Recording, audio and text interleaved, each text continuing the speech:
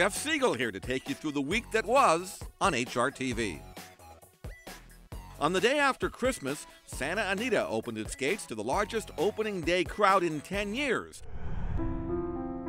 My story begins on December 25th, 1934. Yes, indeed, I am part of the oldest racetrack in Southern California, the grandstand at the great race place, Santa Anita Park.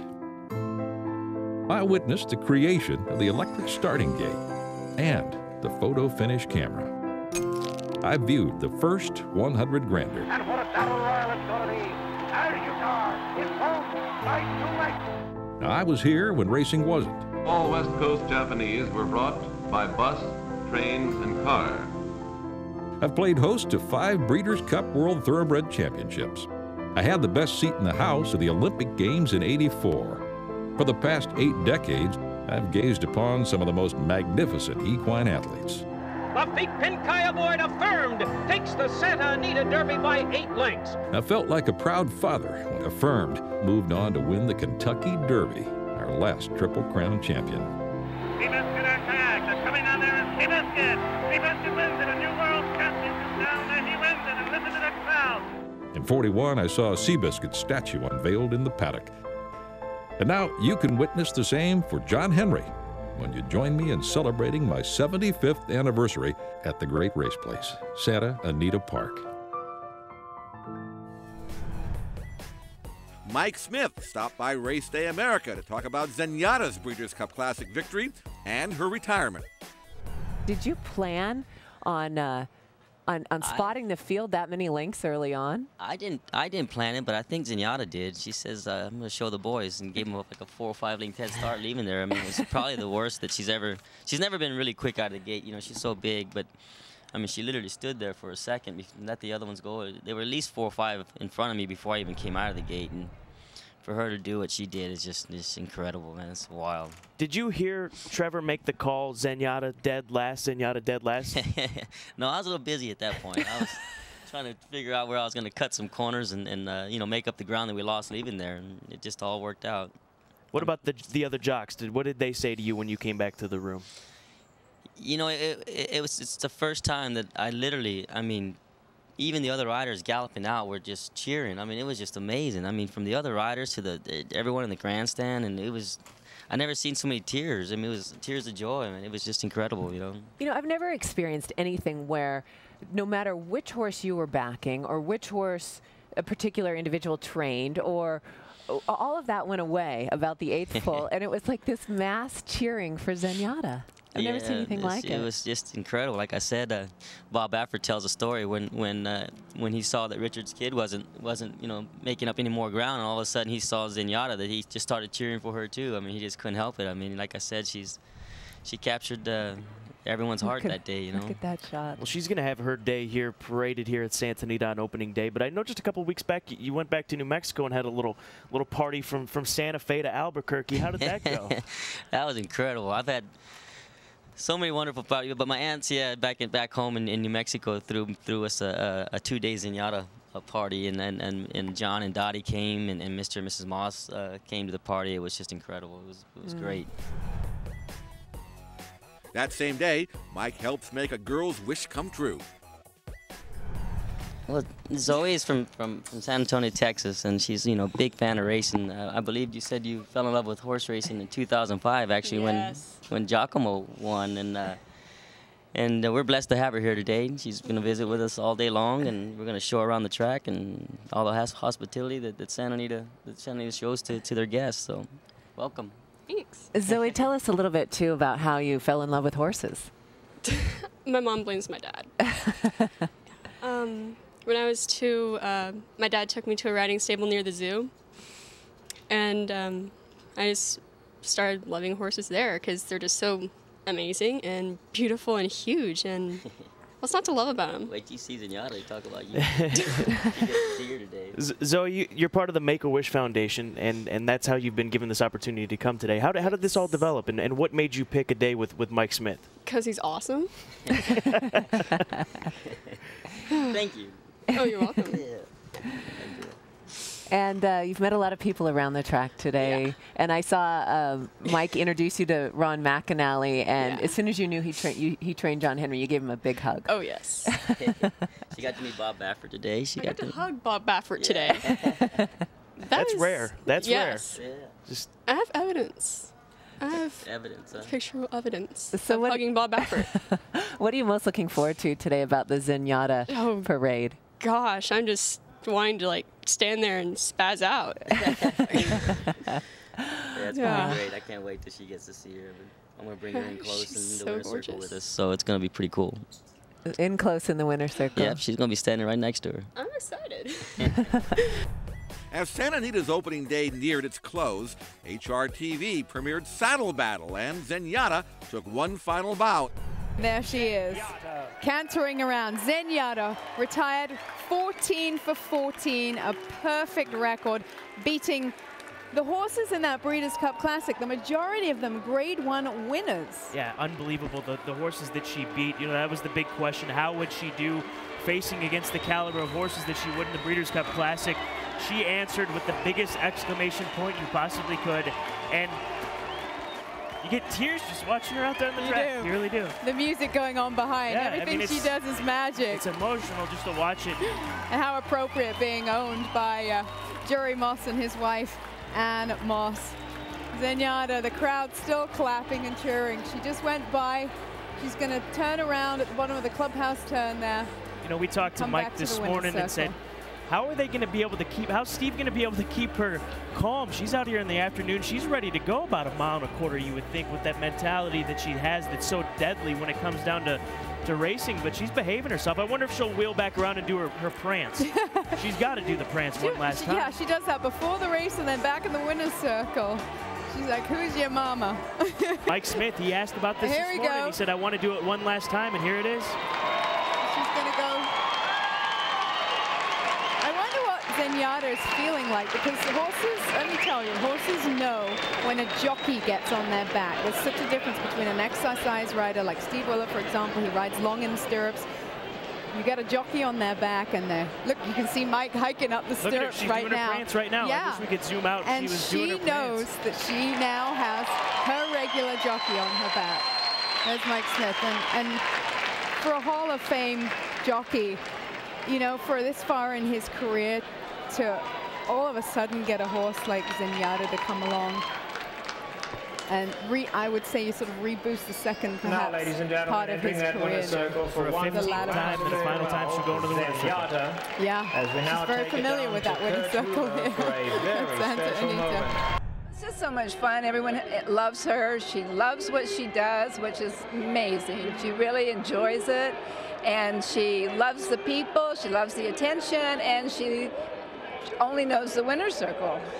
She does, and she looks so good today. Yeah. Jerry, how tough is it to say goodbye to her as good as she looks? It's very tough, very tough, you know, and as I say, we're sort of, you know, that's the plan, of course, but it's tough. It's very, you see the way she looks. She obviously enjoys this part of her life, and so it's tough. But, you know, we have a plan, and that's sort of it. Yeah, but figure out how she could live at the barn for a while, you know? Well, it's warmer here than it is in Kentucky, so that's the excuse. We'll keep her here for a while.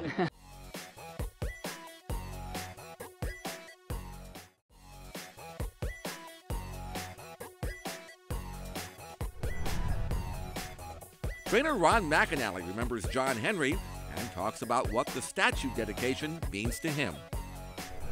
Well, I used to make a few trips down to see him, you know, and the miniature statue itself.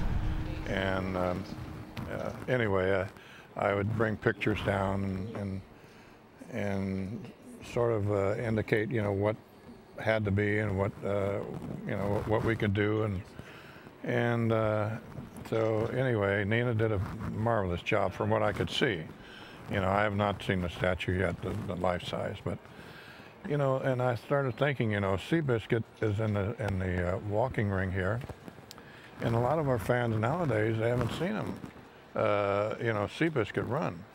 But on the other hand, they have seen John Henry run, and I think that's they're going to relate to that, I'm sure. You think it's easy for fans to relate to John Henry just because of his story, Ron? The fact he was a horse that wasn't all that great to begin with, like a Seabiscuit, and then rose to the top of the racing world. Do you think fans really relate to that? Yeah, I think they do, you know, because I think what happened is a lot of the fans, you know, the reason they relate to it, it shows, you know, that you don't have to be a champion to win all these races. You know, like for an example, he came from humble beginnings as I did, and yet he went on to become something great. It shows you what you can do if you put your mind to it. What do you think you'll think about every time you see that statue? Of course, I would think about the days that he brought the big crowds in here, and you know, the fans were important too in a situation whereas they, you know, they rooted him on, you know, because as I mentioned,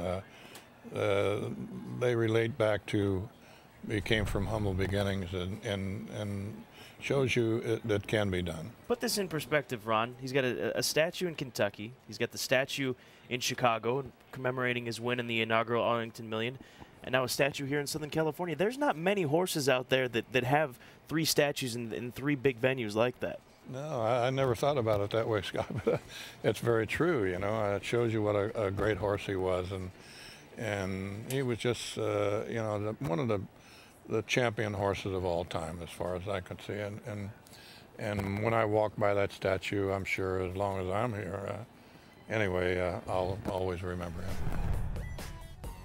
With much anticipation, John Henry's statue was unveiled to the public.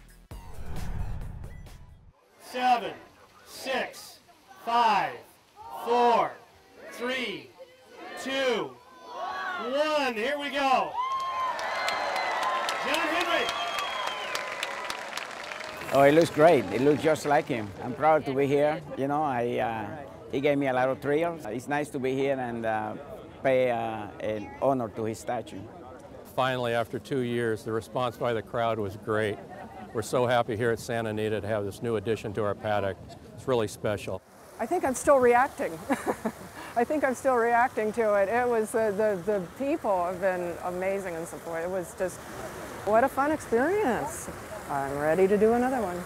It kind of brought tears to my eyes, you know. I was really emotionally involved with the horse, you know, and after seeing the statue, it brought back a lot of memories.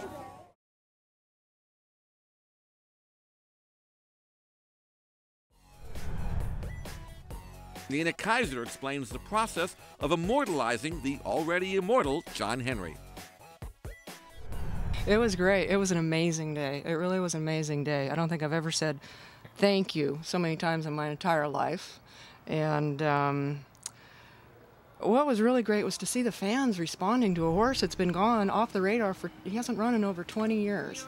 To see that outpouring of emotion that was really incredible. That really, I don't know if I want to say it surprised me, but, you know, and to see, we were leaving last night after the 10th race, and there was still a crowd of people around. It was dark, you could barely see it, sunset glow in the background, and people were still taking pictures and posing with it. And then I came by here this morning, and they're still taking pictures of it. And very satisfying. Well, this was no overnight process. 2 years. Well, that's an understatement. In the making. It actually, I do want to correct that. It actually wasn't 2 years in the making, but we missed it. It wasn't ready for last year's opening day. It wasn't ready for last year's opening day, so they wanted to do it on a big day. So technically, it was about 18 months from start to end. I know it's only 6 months different, but was it hard to release it? Was it hard to say, no. Okay, it's done? No, not at all. No, it was not hard to release it. I was very ready to release it, but I have to say that there was some little thing that there was last-minute details that had to get taken care of, and I was here. I spent Christmas with it, and I was here at 7 o'clock on the morning doing some last-minute things that popped up with the little issues with the wax. But anyways, it had to look perfect for its opening day.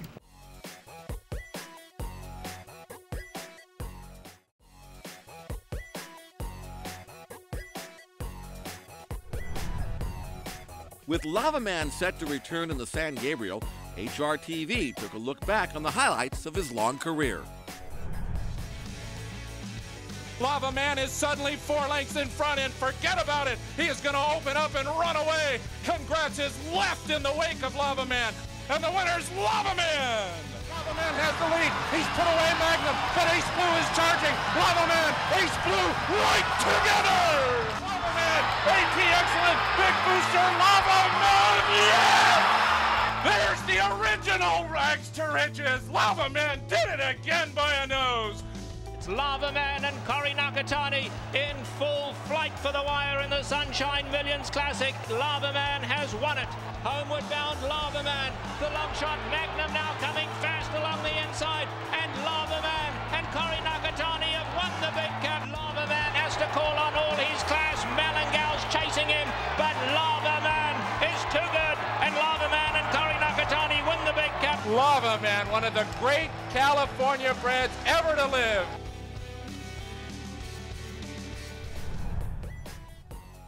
Dr. Doug Herthel discusses the groundbreaking stem cell treatments used in Lava Man's recovery. First off, when he retired, he had chips in his ankle and he had a lot of scar tissue. And when I saw him, I told the owner, I said, you know, you really can't retire him because he's going to get worse. And so I said, we need to take the chips out.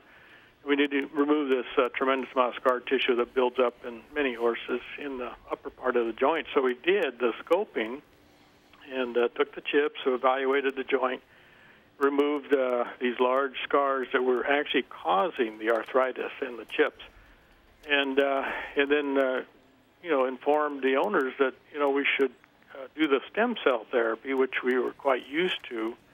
The only difference is in recent months we were able to expand the horse's own cells, so we could get, instead of a couple million, we could get 30, 40, 50 million cells and put them back in the joint. So he had 5 or 6 treatments from 10 to 50 million cells each in both joints. Lava Man returned to the track in the Grade 2 San Gabriel Handicap at Santa Anita.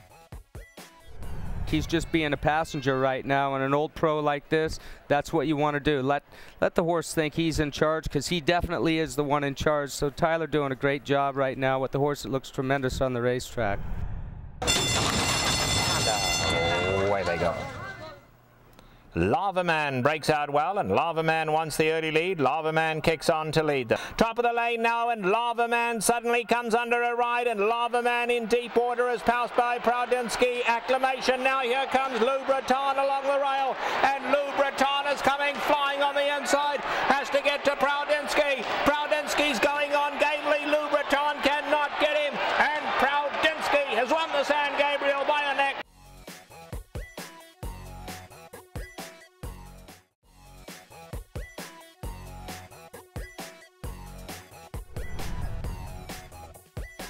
The Bluegrass hero General Quarters also made his return to the track at the fairgrounds on Saturday.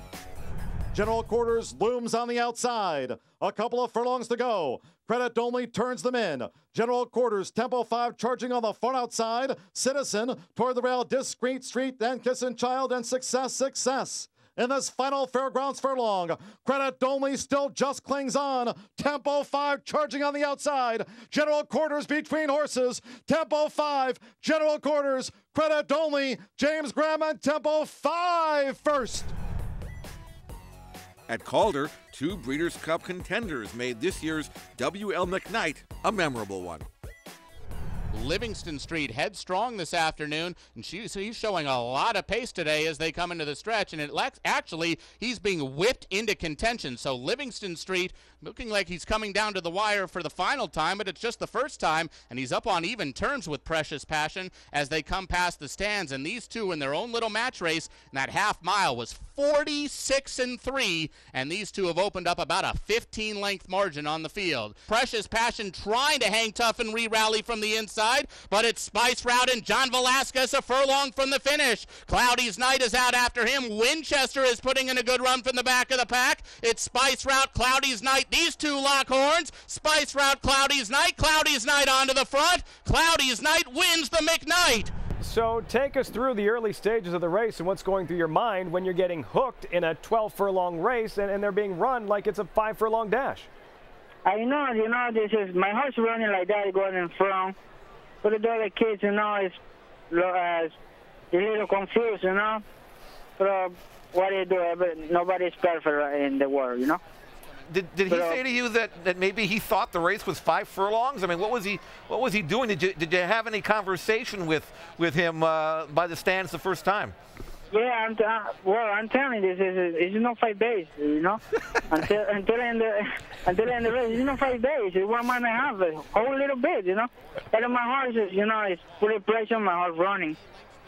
You gave the horse all the breather you could when you were going down the backside, and you were joined at the 3/8 pole by Johnny Velasquez, and he tried to fight on a little bit, but just nothing left for the last quarter of a mile. With Papa Clem set to run in the Malibu Stakes, trainer Gary Studi was on hand to talk about how the horse has matured since the Triple Crown. The last part of last year, he was kind of not wanting to train. He wouldn't work and stuff. And I think the little time off helped him. I mean, he's actually trying to work out good, and I think he'll run good. But his feistiness is not gone. Bo Hirsch, the owner, of course, naming this horse after his father, has some splaining to do to his wife about the Papa's antics. Well, he bit his wife right before the Arkansas Derby, and he bit her the other day. So it's a good sign? Yeah, that's a good sign for us, not for her. It's amazing how we in this game look for things like that and find good luck in just about anything, right? Well, yeah. Are you going to wear the same suit that you wore on Arkansas Derby Day? No. No? You're not that superstitious? No, I got a new one. Oh, okay. Did you get it for Christmas? No. Now, I asked you the other day, did you Melvinize him? Meaning, did you turn the screws a little bit? And you said, we're doing that tomorrow. Tell us what you did on Christmas Eve. Well, Tyler worked him out of the gate because the last time he rode him, he kind of stumbled. And, the jocks, they never want to let him work really fast. So I got what he wanted.